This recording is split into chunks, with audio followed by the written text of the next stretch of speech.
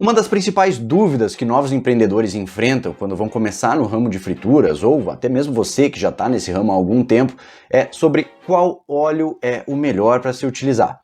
E aqui eu até poderia chegar e dizer é esse ou aquele, porque sim, mas não é isso que a gente faz aqui. Então, o que eu resolvi fazer? Eu resolvi trazer vários óleos ou tipos de gorduras que você encontra no mercado e colocar as diferenças entre eles para ver se eu consigo passar para vocês uma visão um pouco melhor de qual desses óleos que seria o que dura mais, o que rende mais, às vezes até o que é mais caro, o que é mais barato, o que fica melhor em custo-benefício para vocês, e claro que isso a gente tem que equivaler também a um mês todo de trabalho ou ao longo prazo, no caso assim, né? Porque se a gente for considerar só por um dia ou por uma semana, às vezes isso pode destoar bastante. Então, no longo prazo, a gente consegue olhar melhor. Dito isso, eu já vi vários vídeos aqui no YouTube, tá, pessoal? Então eu fiz realmente uma pesquisa também de outros vídeos no YouTube para ver se eu conseguiria trazer algo diferente para vocês ou algum compilado um pouco mais específico, tá?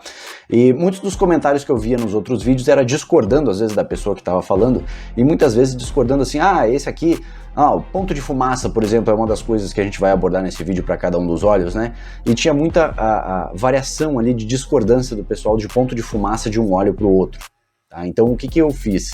Além só de eu olhar o que não tinha naqueles outros vídeos ou como fazer um compilado para esse vídeo aqui, eu também fui atrás de pesquisas oficiais, artigos científicos realmente que especificam qual que é o verdadeiro ponto de fumaça para cada óleo, qual que é a durabilidade, o porquê, nível de oxidação e tudo mais. Tá? Então, assim, essas pesquisas todas eu vou colocar ali os artigos, né, os links dos artigos no final do vídeo, se vocês quiserem conferir, vou colocar na descrição também, se vocês quiserem dar uma olhada. Então, isso não tem só uma visão de mercado, não tem só um feeling de pensamento meu, eu não tirei isso lá da minha cabeça, da minha cachola, no caso, né, mas sim vem também de pesquisas oficiais, beleza? Então, vem comigo que a gente já vai começar.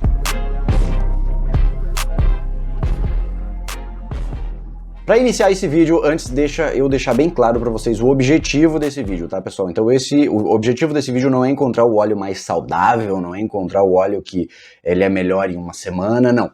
O objetivo desse vídeo é encontrar o melhor óleo, o melhor alho é ótimo também, né? Mas é encontrar o melhor óleo para você que está empreendendo, ou seja, produção em larga escala, é para você que atende no estabelecimento comercial, você que faz batata, você que faz salgado, você que atende o pessoal num estabelecimento comercial, beleza? Então, já começando, a gente vai começar pelo óleo de algodão, começando com o pé na porta mesmo, vambora. O óleo de algodão, ele vem ganhando cada vez mais mercado e isso tem um motivo bem simples. Ele tem uma alta rentabilidade quando comparado a qualquer outro óleo. Óleo de soja, óleo de canola, óleo de girassol, óleo de palma. Óleo de palma vai ficar um pouco parelho, mas vamos lá, tem outras questões sobre óleo de palma que depois a gente vai dar uma olhada também.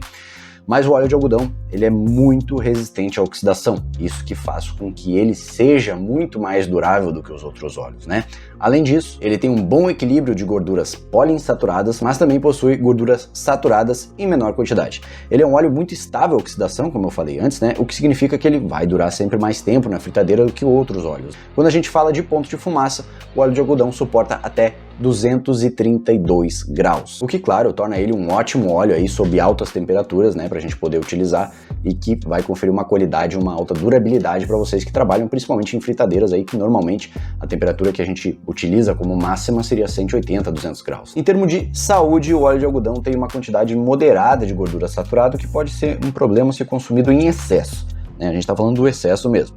No entanto, para produção em larga escala, a durabilidade é uma grande vantagem. Mas Adriano, quanto é essa durabilidade? Ele é o cara que dura mais, beleza, ele dura mais que os outros óleos, mas quanto que é? Em média de 30 a 40%, tá, pessoal? Então isso eu tô falando realmente em média para vocês, porque se você for procurar alguns vídeos no YouTube, ou se você for falar com o pessoal realmente da área, vai ter gente que vai dizer que ele dura até o dobro do tempo do que um óleo comum, de girassol, óleo de soja, ou qualquer outro óleo comum, assim. E aí agora a gente passa para o óleo de palma, que também tem uma alta durabilidade, uma durabilidade muito parecida com a do óleo de algodão, mas aí ele tem alguns poréns na questão dele, tá? Principalmente na questão da produção e na questão da composição dele. O óleo de palma ele é outro favorito aí da indústria, que vem ganhando muito espaço, mas ele contém uma quantidade significativa de gorduras saturadas, cerca de 50% da composição.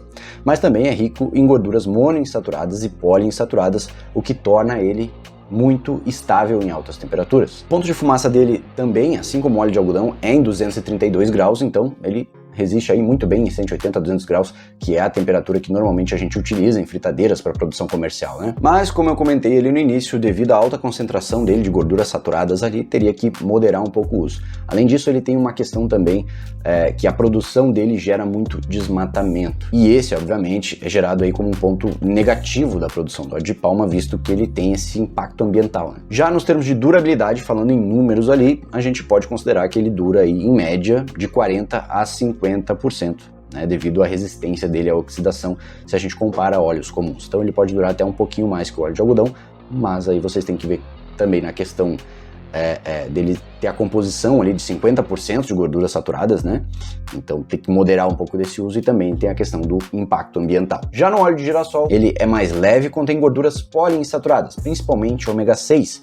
Isso torna ele uma opção popular, mas por ele ser muito instável, ele oxida muito rapidamente.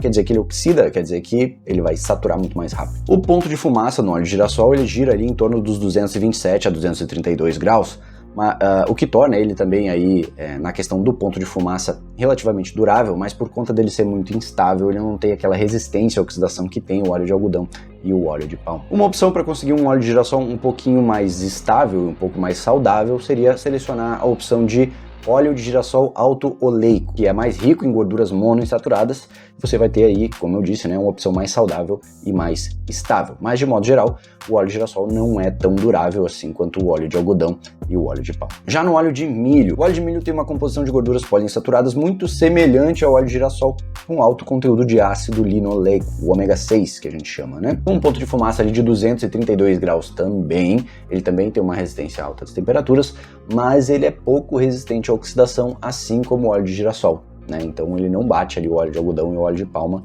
na questão de resistência à oxidação, de não saturar tão fácil. Agora a gente vai chegar, acho que talvez no óleo mais polêmico dessa lista, tá? O óleo de canola, tá? E o porquê que seria o óleo mais polêmico dessa lista? Porque tem vídeos no YouTube, né, de várias pessoas que meio que demonizam o óleo de canola, justamente por conta da planta que ele descenderia, que seria a planta principal, né, a cousa que eles chamam, e todo o processo que foi feito nessa planta foi geneticamente modificada para criar uma outra planta, né, que seria a canola, e através dela sim que vem o óleo de canola. Mas daí o pessoal demoniza muito, né, esse óleo por algumas pessoas, mas também tem outras, e comprovação científica também de que esse óleo seria o mais saudável de todos esses que normalmente o pessoal utiliza aí para óleo de cozinha. Então tem uma parte do pessoal que demoniza e tem outra parte do pessoal que o considera o mais saudável, né? De acordo, se você for pesquisar em artigos, até em entidades oficiais, todas vão dizer a mesma coisa, tá? A composição do óleo de canola seria sim uma das mais saudáveis, né? Mas por conta de uma divulgação, talvez, aí de informações, eu não vou dizer tendenciosas ou não, mas talvez de pesquisa na época em que saiu esses vídeos, esse óleo aí, né, por alguns motivos, teve um pessoal aí que demonizou esse óleo, mas na minha opinião, de acordo com as pesquisas que eu fiz, ele seria o óleo mais saudável também dentre toda essa lista. E vamos lá.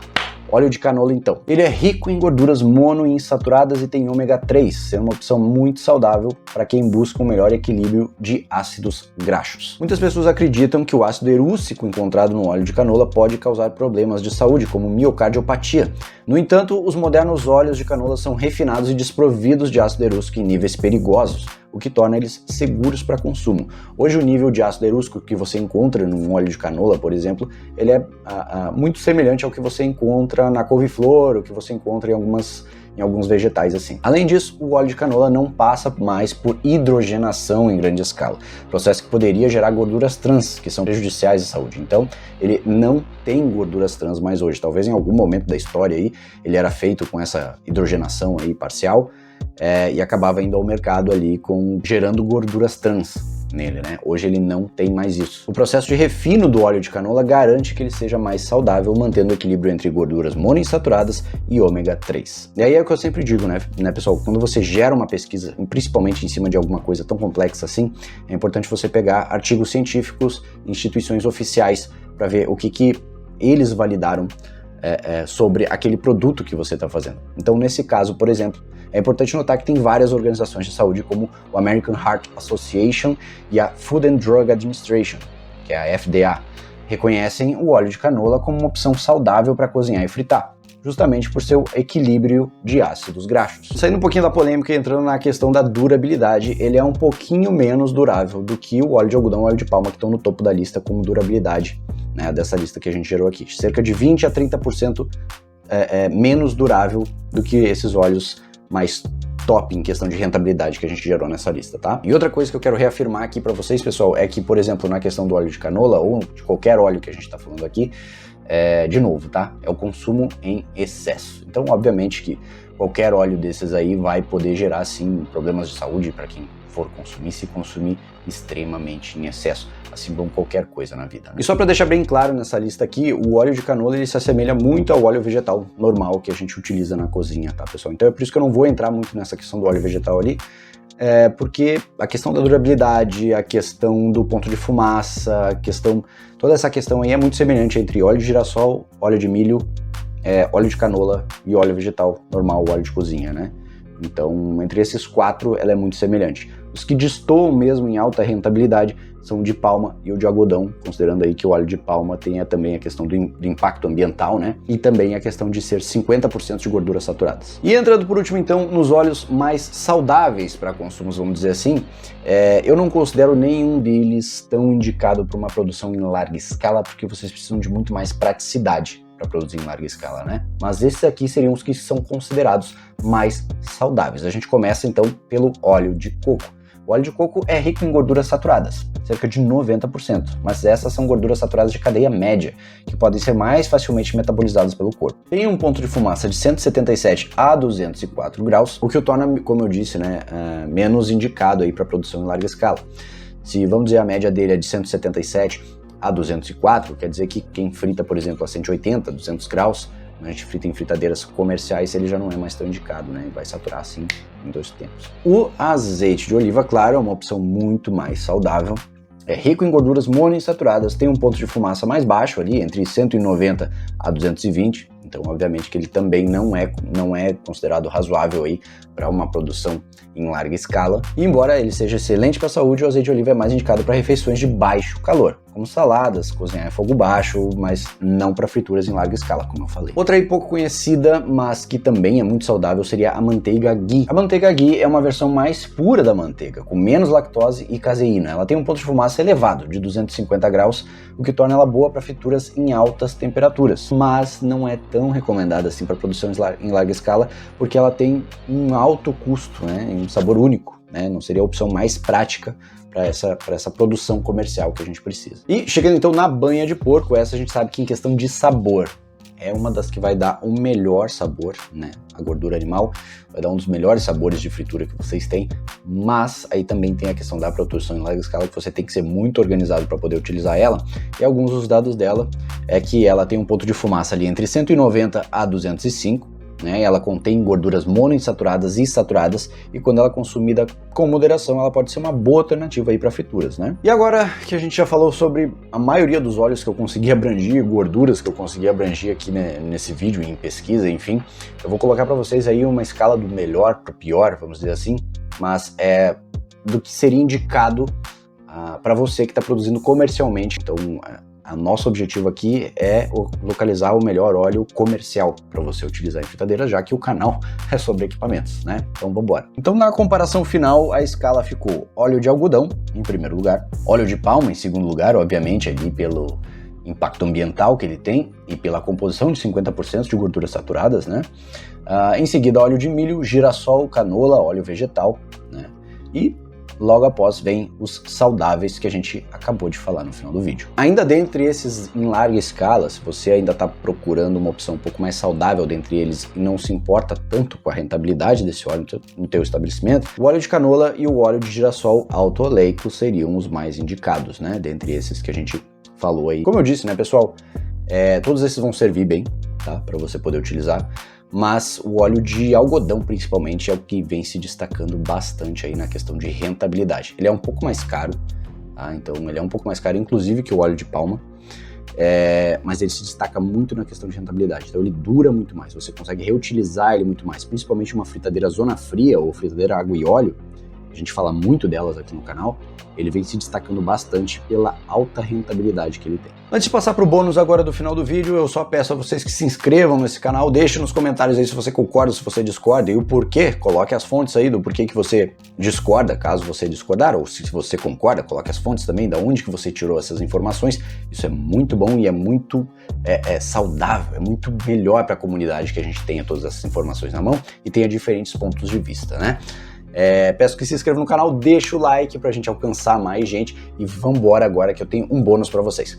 Na próxima tela que eu vou deixar no vídeo aí, eu vou deixar uma tabelinha então de todos os óleos que eu falei pra vocês, os prós e os contras ali, tudo bem organizadinho, né, nessa tabela, e depois, claro, eu também vou deixar aí as fontes, né, as fontes de pesquisa da onde a gente tirou também a questão da composição dos óleos, do ponto de fumaça e tudo mais. Como eu disse, se esse vídeo conseguiu ser um pouquinho mais esclarecedor para você, se eu conseguiu ajudar você um pouquinho mais no seu dia a dia, só peço que deixa o like e não esquece que tamo junto, valeu, falou e tchau.